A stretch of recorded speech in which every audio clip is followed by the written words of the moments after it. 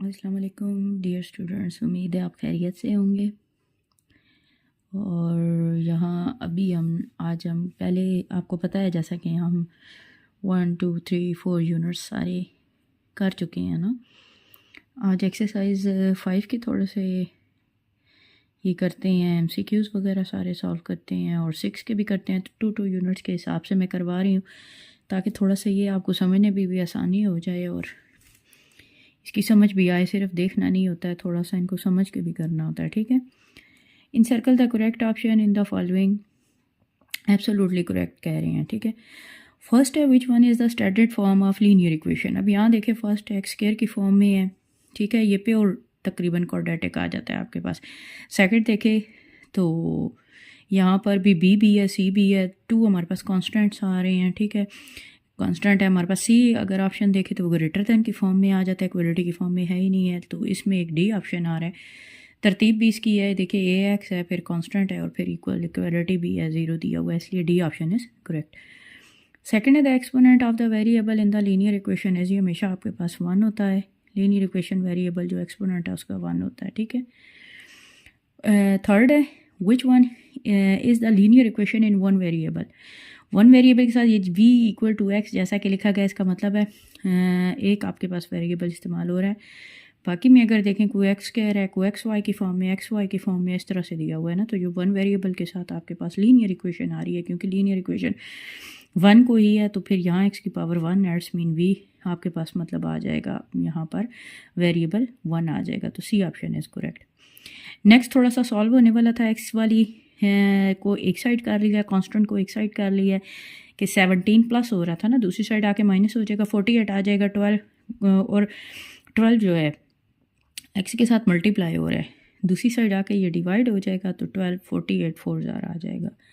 4 आपके पास आंसर आ रहा है। सॉल्व होने वाला था, थोड़े से चीज़ों को देखा करें सॉल्व कैसे होती हैं, उसके मुताबिक सॉल्व करके आंसर निकाला करें। जस्ट सिंपल इस तरह से मत निकाला करें। ठीक है।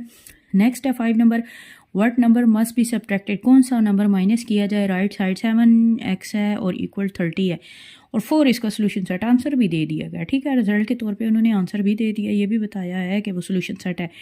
सोल्यूशन सेट कब होता है, जब वैल्यू को इक्वेशन में पुट किया जाए और दोनों वैल्यूज़ आपस में करेक्ट आ जाए, क्योंकि यहाँ इन्होंने बताया हुआ है, एक तो आंसर इन्होंने बताया हुआ है।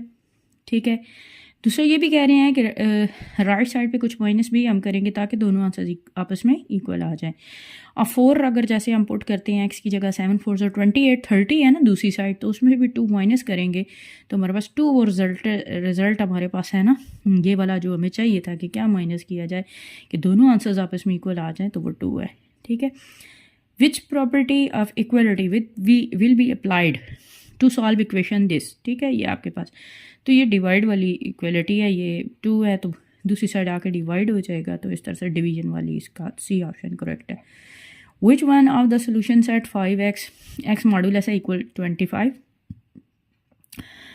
5 इसके साथ मल्टीप्लाई हो रहा है, दूसरी साइड आकर डिवाइड हो जाएगा, जब डिवाइड होगा तो 5 5 ज़ार 25 आ गया। ठीक है, अब यहाँ पर आप देख रहे हैं ये एक्स मॉडुलस की फॉर्म में 5 दिया हुआ है ना, यहाँ पर अब 5 जब मॉडुलस का साइन आपके पास हटेगा या तो ये पॉजिटिव होता है, ठीक है, या ये नेगेटिव होता है। आपके पास डी ऑप्शन करेक्ट है। ठीक है, सॉल्व करने के बाद हमें पता चला है। नेक्स्ट है 8 number, which is the solution set of x plus 7 equal 3। अब अच्छा, यहाँ भी इसी तरह से होता है जैसे हम नहीं करते थे सिंपल क्वेश्चंस, तो वेरिएबल को एक साइड कर लें, कांस्टेंट को एक साइड करके उसको सॉल्व कर लें। अभी यहाँ हम ऐसे करेंगे, यहाँ प्लस 7 हो रहा है, दूसरी साइड जाके माइनस हो जाएगा। ठीक है, तो बड़ी रकम के साथ क्योंकि माइनस है, वो 7 है, तो आपके पास -4 आएगा। और हमेशा याद रखें, मॉडुलस की दूसरी साइड अगर माइनस आ जाए तो वो हमेशा 5 सेट होता है, वो बिल्कुल सोल्यूशन सेट सॉल्व नहीं हो सकता। ना उसको हम पॉजिटिव लिख सकते हैं, ना उसको हम नेगेटिव लिख सकते हैं, इसलिए ये 5 है, बिल्कुल भाई खाली वाला है। ये आप देख लें, सोल्यूशन सेट के अंदर कुछ भी नहीं लिखा हुआ है, क्योंकि हमें सोल्यूशन सेट था तो इस फॉर्म में आएगा, तो C option is correct.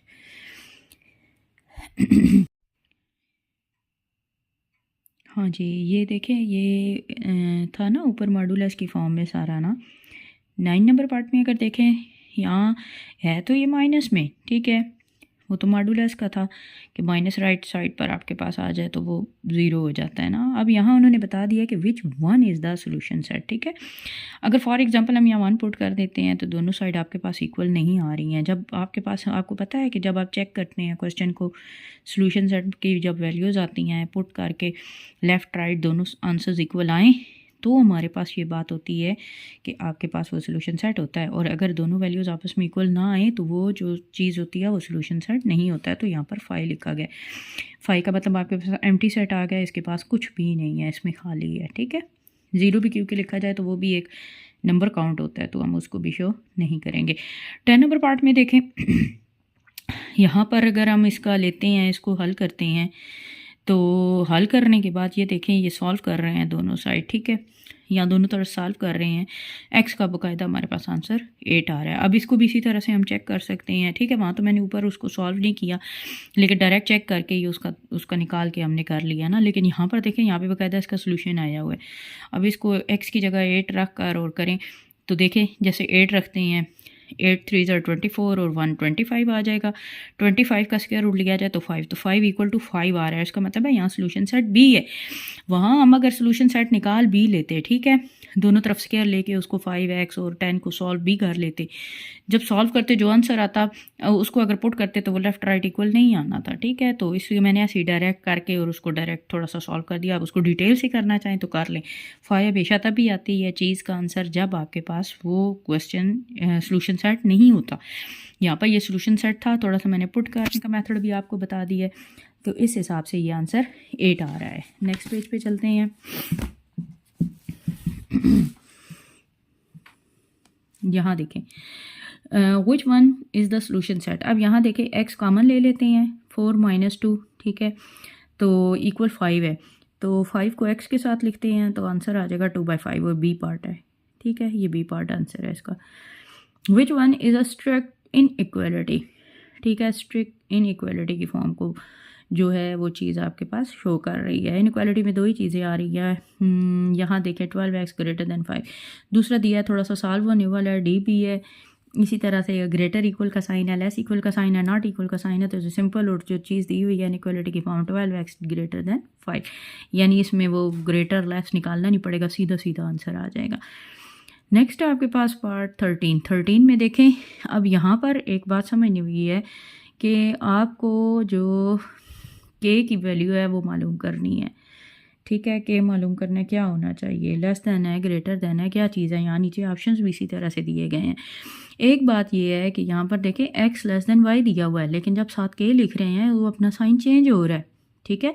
x की तरफ लेस का साइन था, लेकिन फिर उसके बाद के जब इन्वॉल्व हुआ है तो ये इसका साइन चेंज हो गया। अगर तो यही साइन रहता तो इसका मतलब था ये बी नंबर पार्ट होता, ठीक है, कि ग्रेटर देन 0 होता, लेकिन क्योंकि उसने साइन चेंज कर दी है तो साइन चेंज उसी सूरत हाल में होता है जब वैल्यू लेस देन 0 होती है, ठीक है। तो हम सी नंबर ऑप्शन करेक्ट करेंगे कि लेस देन 0 है।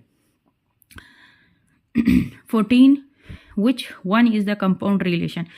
सीधे सीधे सारे रिलेशंस दिए गए हैं, क्योंकि यहाँ x जो है लेस भी है और इक्वल भी है, 2 साइंस आ रहे हैं, कंपाउंड आ रहा है ना, तो इसका मतलब है ये 4 नंबर ऑप्शन करेक्ट है, x less and equal 0। Next which one is the solution set, ठीक है, ये थोड़ा सॉल्व होने वाला है। इसमें आप लोग देख लें 3 हम वेरिएबल को एक साइड करते हैं, ये थोड़ा सा मैंने सॉल्व भी किया हुआ है, इसको देखें ज़रा। -1/2x है, ग्रेटर एंड इक्वल 0, 3 पॉजिटिव है, दूसरी साइड जाके नेगेटिव हो जाएगा। जब नेगेटिव का साइन है तो हमें तो क्योंकि x की वैल्यू निकालनी है, ठीक है, हमने माइनस को भी दूसरी साइड लेके जाना है और 2 को भी दूसरी साइड लेके जाना है, मर्जी है जो दिल है पहले सॉल्व कर लें। यहाँ पे मैंने जो किया है वो -1 को दोनों तरफ मल्टीप्लाई करती है, ठीक है। ऑब्वियसली जब ग्रेटर और इक्वल का साइन है तो वो उसमें कन्वर्ट हो जाएगा, माइनस में मल्टीप्लाई होने की वजह से लेस एंड इक्वल का साइन जब हो जाएगा तो एक चीज़ रह गई 1/2, ठीक है, 2 डिवाइड हो रहा है, दूसरी साइड जाके 3 के साथ मल्टीप्लाई हो जाएगा, 6 आ जाएगा। आंसर आपके पास बी ऑप्शन करेक्ट आ रहा है, x less and equal 6।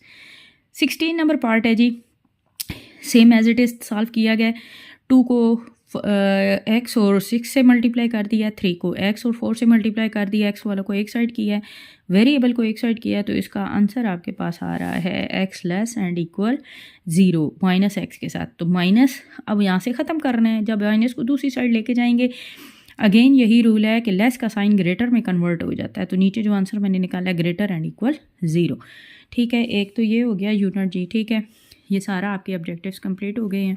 Next पे देखें, नेक्स्ट हमारे पास है 6। मैंने कहा था थोड़ा 6 भी करा दूंगी, 2 यूनिट्स के हिसाब से करा रहे हैं। अब यहाँ देखें इन सर्कल फर्स्ट साइन जो है x दिया हुआ है। ठीक है, 1/4 है। बात थोड़ी समझने की है, मालूम कॉस करना है। अब साइन एक साइड साइन है, ठीक है, दूसरी साइड जाके वो इन्वर्स हो जाएगा। साइन इन्वर्स 1/4 जब मालूम करें कैलकुलेटर पे तो 14.478 आता है, क्योंकि हमें कॉज मालूम करना था। ठीक है, कॉज x मालूम करना है, कॉज लाना है दोनों तरफ।